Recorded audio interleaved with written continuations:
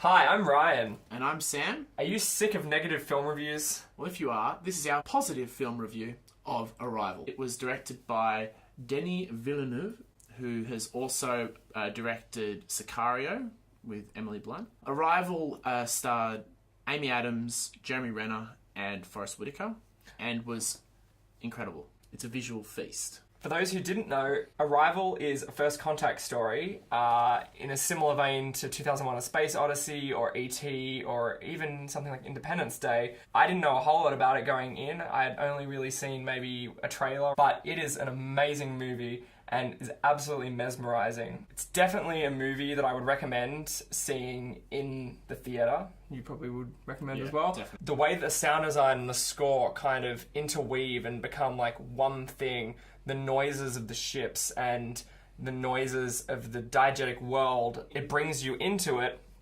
with the sound design and the way the surround sound works. And you can hear things behind you and around you, and you start wondering which noises are sort of alien and which noises are human and which noises are there for the listener. And it's a really amazing design. The film was well cast. Amy Adams' performance was really the centre of this whole film. I would agree with that. We had Jeremy Renner as another star of it, but yeah, it was all about Amy Adams, her character, whose name is Louise. The acting was what pulled the whole film together. The way that she made the film so personal, it gave every element of it more impact on the viewer. Yeah, her role is to bring a personal level. Like, it's a very personal movie, and it's told predominantly from her perspective. Like, large chunks of the opening are just where she is the center of the attention. Yep. And even the first time you hear about this big event happening in the world, it's not facing on the event on the screen, it's on Amy Adams' face. And you see her reaction to the TV, not the TV itself. And from that point, I think it's safe to say that you knew that it's going to be all about her. She did a really, really great job. Her character is a expert linguist. She's great at translating.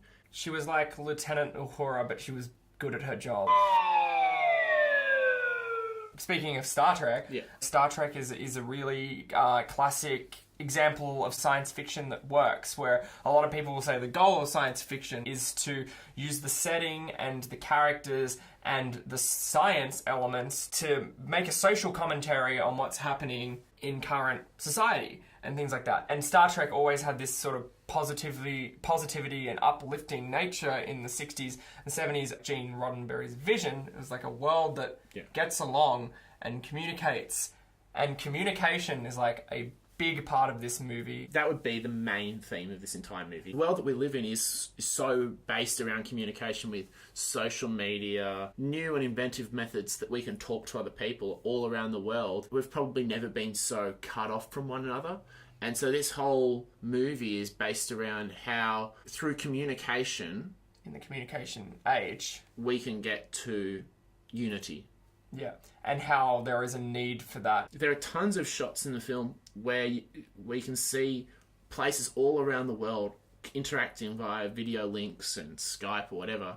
And there is literally a scene where they all disconnect. All cancel their communications. That is the allegory, I guess. It's the point that represents, almost where we're up to now. And where we should be going. Human society, where everyone is communicating, but it's through, back channels. People are less together than they've ever been. There is an early line from Amy Adams when the army first come to her and they say, "Can you decode this? We need you to decode this message." They basically play her a recording, and she's like, "I can't do it through this. I have to do it by being there. I have to do it by seeing them and physically communicating with them." It's a face-to-face thing that needs to be a connection in order to get what you need from the other party, and that's exactly how her character operates throughout the film. That's what I felt that the big social commentary was throughout Arrival, which was really, really well encapsulated in the mood and the feelings. So the start of the film is really, really slow. Not in a bad way. In a great way. It is like a tiny snowball at the top of the mountain that's just starting to pick up pace, but it's really slow. It's picking up gradually. Really, it could just jump straight into the action when these 12 UFOs appear. It could jump straight into the action. It could be fast military scenes. It could be, quick news clips all around the world.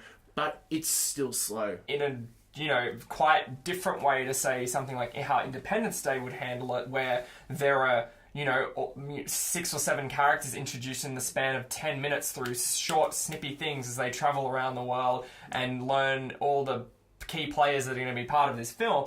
We spend like the first good 20 minutes or 30 minutes of the film with Louise, Amy Adams' character, and it's so just hypnotic. The takes, they're so slow and long, and it just draws you into this state of like mesmerization of what's going on. Is that even a word? I don't know.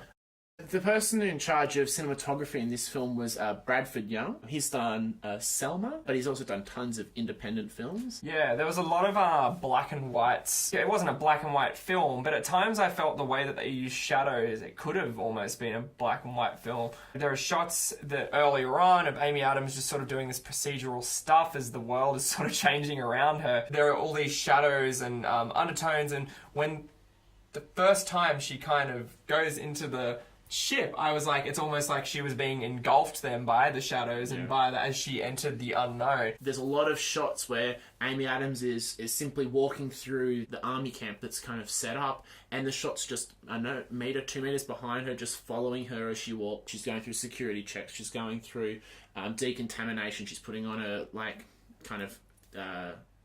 space suit, a hazmat suit. And Come on, you're a scientist. You should know what that is. She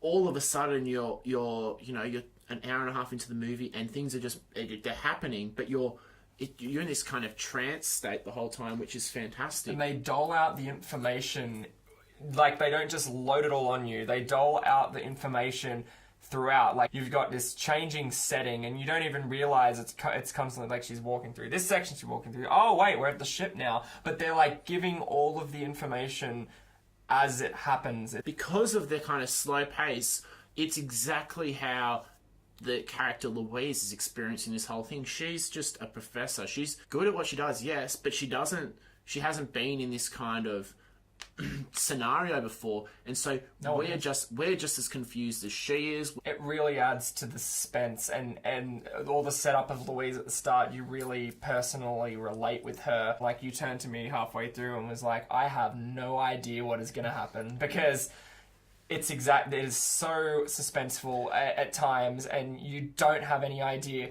what's going to happen. It's solving a puzzle where you have no idea what the end result is. You're gradually getting little pieces here and there, but it's not until the final seconds of the movie when you realise what was happening, and it's fantastic, the reveal. The film has a really similar feel to 2001: A Space Odyssey. When they discover the monolith on the moon, how it's very procedural, and they're like, okay, this thing has happened and we have to figure out how to do it, and it's almost very relaxed and calm, and they're just going to check this out. The monoliths were always there to signify a change in evolution, a step in evolution. So whether it's from apes to men, or men going into space and going to the moon, in this one, the ships also represent a change for humans. It's whether we unite as one and face this together instead of having it as separate countries all facing these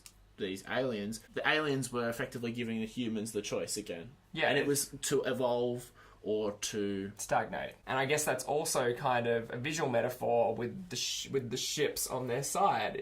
Like, it's a change from a very, very classical association of how we traditionally interpret a UFO or a flying saucer or a dish, or as they call them in this, shells. So it's on its side instead of sideways. And like, when they first enter it, there's a really cool scene involving gravity, which is totally unexpected as well. Yeah. Going into the movie, if we were expecting to get onto the ship and them to get, I don't know, maybe locked on the ship and then they have to fight off these aliens or something like that, things that can happen in a sci-fi film, we now throw them away because we haven't seen this before, so we don't know where Or a this is going. sci-fi action kind of Yeah. film. The movie had my trust probably by the first third, where I threw away the idea, oh, there's going to be a big action confrontation at some point. And that's what was so great. It was underplayed, and there was no, like, big shootout with aliens and, like, the army and stuff going, fuck, they're aliens, we gotta take them down. Yeah. Motherfucker! You want some of this? Fuck you! Ah! Fuck you! They didn't hire Michael Bay for a sequence. Oh, So man, if Michael Bay had directed this film, it would have been completely different. Motherfucker! they do what the army does best. They It's like we said, this is very dense. Like, we haven't even talked about the fact that there's a whole political agenda in the film that's happening at the same time. And it's just all so well woven in. And the political stuff, I think, was there to sort of accelerate the pacing towards the end. I think in the end, this film will last really well. I think it'll be studied. Yeah, so much in the same way that 2001: A Space Odyssey is Or being studied. Blade Runner. Or Blade Runner. It's going to have an element of this timeless nature that some sci-fi films can attain. It's emblematic of where we are now. like a time capsule of the current fears, the current situation that we have in the 21st century.